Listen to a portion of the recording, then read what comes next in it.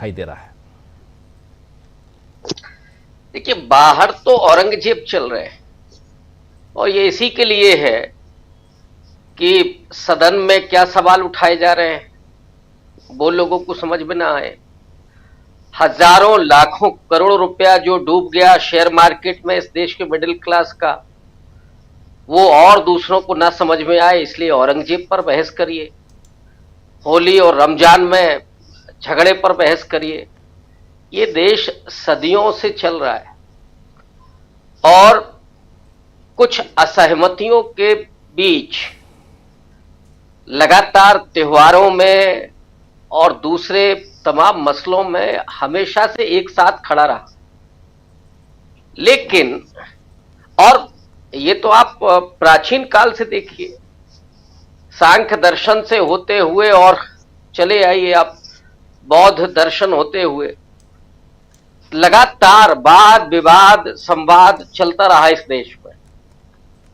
लेकिन राजनीति ने आज इस देश को इतनी बुरी तरीके से विभाजित किया है, केवल सत्ता में बने रहने के लिए।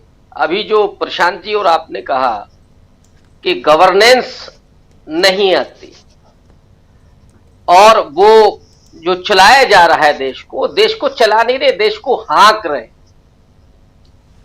उनको फर्क नहीं पड़ता। वो राजनीति इसलिए नहीं कर रहे कि उनको देश को बनाना है। बीजेपी और आरएसएस की राजनीति है कि कैसे सत्ता में बने रहना है और वर्चस्व अपना स्थापित करना है।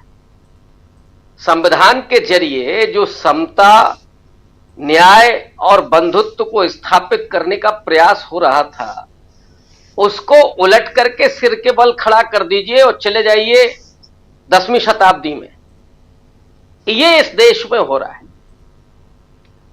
अब पार्लियामेंट के भीतर खड़गे जी ने जो बात कही वो सबको समझ में आ रही है कि किसके लिए कही उन्होंने, लेकिन उसको पकड़ लेना कि नहीं साहब आपने चेयर के लिए कहा। फिर भी आप देखिए खड़गे जी का बड़प्पन कि उन्होंने माफी मांगी, और माफी मांगने से कोई व्यक्ति छोटा नहीं होता। उन्हें लगा कि शायद मेरे कहने में कुछ शब्द इधर उधर हो गए, लेकिन उन्होंने ये भी कहा कि सरकार के खिलाफ ये मेरे शब्द हैं और वो बरकरार रहेंगे, क्योंकि सरकार जिस तरह का रवैया अपना रही है, जनहित के मुद्दों पर, लोगों से जुड़े मुद्दों पर आप बात नहीं होने देंगे, विपक्ष को बात रखने का मौका ही नहीं देंगे, और लगातार आप नफरत की राजनीति, कहां से निकले थे कहां भाषा तक चले गए। और ये तो अंग्रेजों से भी पड़े वाले। अंग्रेजों ने समूचे भारत के लोगों को असभ्य कहा और 200 साल तक इस देश में राज किया। तो धर्मेंद्र प्रधान जो कह रहे हैं तमिलनाडु के बारे में, दक्षिण भारतीयों के बारे में, वो कितना अपमानजनक है और कितना संवैधानिक दृष्टि से भी गलत है। धर्मेंद्र प्रधान से माफी नहीं मंगवाई जाती। माफी तो धर्मेंद्र प्रधान को मांगनी चाहिए जो भारतीय दक्षिण से है। मैं शब्द को बहुत ध्यान से ये रख रहा हूं कि जो भारतीय हमारे दक्षिण से है, आमतौर पर दक्षिण भारतीय कह दिया जाता है, लेकिन सही शब्द जो प्रयोग करना चाहिए कि जो भारतीय हमारे दक्षिण में रहते हैं, उनके भाषा के लिए। और तमिलनाडु से लेकर के केरल तक स्थिति क्या है, वहां का ह्यूमन डेवलपमेंट इंडेक्स देखिए, एजुकेशन देखिए, रोजगार की स्थिति देखिए, वहां समृद्धि देखिए, लोगों का रहन सहन आप देखिए। वो उत्तर भारतीयों से 20 नहीं 21, 22 और 24 है, और आप उनको असभ्य कह रहे हैं जी। कितना अपमानजनक। जिसने सरेआम अपमान किया है वो साहब माफी नहीं मांगेगा, और एक शब्द पकड़ करके खड़गे जी का, ताकि इस पर ध्यान ना जाए किसी का। ये जो ऑफेंसिव राजनीति है, ये अल्टीमेटली इस देश का बड़ा नुकसान कर रही है। कितने आप दायरों में बांटेंगे, कितने तरीके से आप विभाजन करेंगे, कभी धर्म के आधार पर, कभी जाति के आधार पर, कभी भाषा के आधार पर। ये विभाजन देश को कहां लेकर के जाएगा? क्या चर्चिल की बात सही होने जा रही है कि ये जो विभिन्न समुदायों में बटा हुआ देश है वो एक राष्ट्र बनकर के नहीं रह सकता? आजादी के बाद इस देश ने यह साबित किया कि चर्चिल गलत था, लेकिन चर्चिल ने जो कहा होगा वो संभवतः आरएसएस को ध्यान में रख करके कहा होगा, हिंदू महासभाओं, जनसंघियों को ध्यान में रख करके कहा होगा कि ये नहीं रह सकते। आज उसी तरफ ये लोग लेकर के जा रहे हैं, जहां देश को बनाने की जरूरत थी, लोगों को एकजुट करने की जरूरत थी, चाहे वो तमिल के हो, चाहे वो उड़िया के हो, उनको सम्मान देने की जरूरत थी।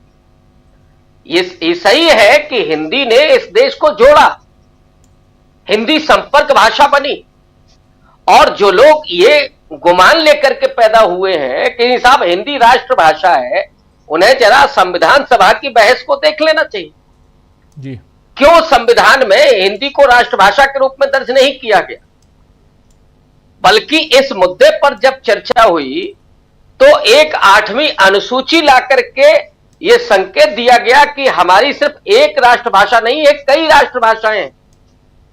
तो जो 8वीं अनुसूची में भाषाएं हैं वो सब राष्ट्रभाषाएं हैं, उनकी उतनी ही पुरानी संस्कृति है, उतनी ही व्याकरण है, उतना ही उनकी भाषा समृद्ध है और उतना ही उनका सम्मान है। यह नहीं होगा कि हिंदी के प्रति तो हमारा सम्मान है और तमिल का हम अपमान करें, ये नहीं।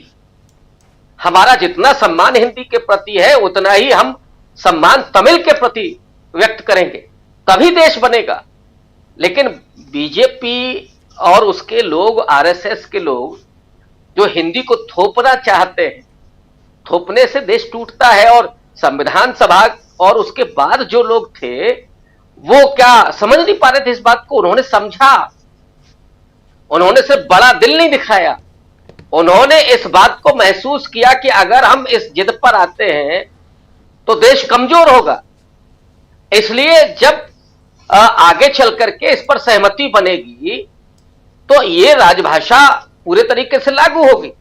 और तमिलनाडु के लोग, मैंने एक रिपोर्ट पढ़ी है कि वहां के लोगों ने, या जो गैर हिंदी भाषी लोग हैं, उन राज्यों में हिंदी की स्वीकार्यता बढ़ी है।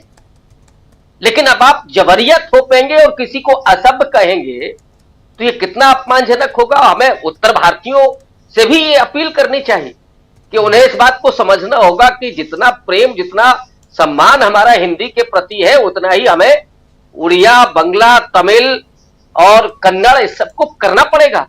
ये थोपने से नहीं चलेगा, इससे देश कमजोर होगा। लेकिन इनका मकसद तो सिर्फ देश को तोड़ना है, कमजोर करना है, विभाजन करना है और केवल सत्ता में रह करके अपना वर्चस्व स्थापित करना है।